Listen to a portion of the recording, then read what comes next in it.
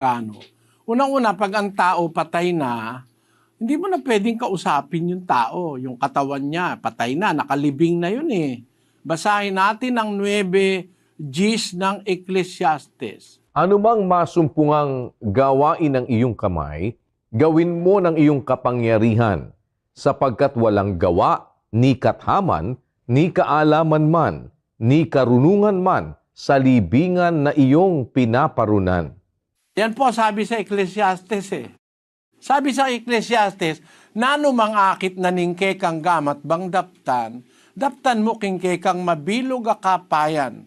Uling alang dapat, ni pikatsaman, ni belwan man, ni kabyasnan man, king kutkutan o seol, ake kang ayan.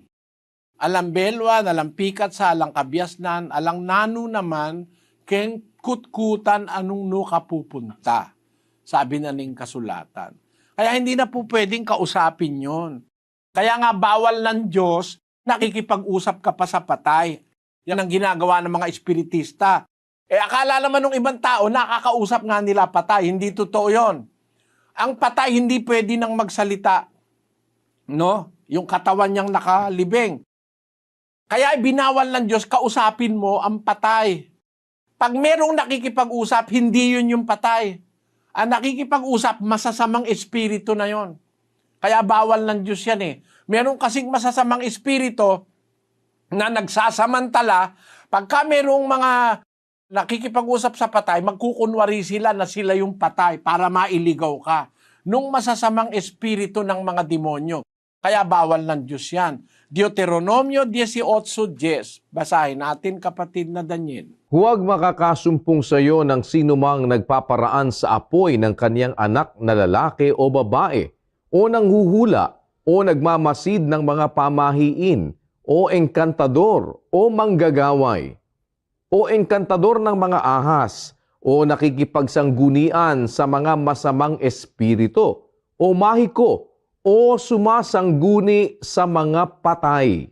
Sapagkat sino mang gumagawa ng mga bagay na ito ay karumal-dumal sa Panginoon. At dahil sa mga karumal-dumal na ito, ay pinalalaya sila ng Panginoon mong Diyos sa harap mo.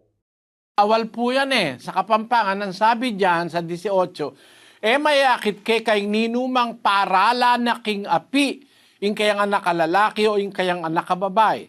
Metong ang mamamanula, metong nga darapat king pamag-anito, o metong nga inkantador, o metong nga mag-anting-anting, o metong nga manaligwat, o metong nga mangutang king metong nga espiritong marinat, o metong nga magkukulam, o metong nga mangutang karing mete.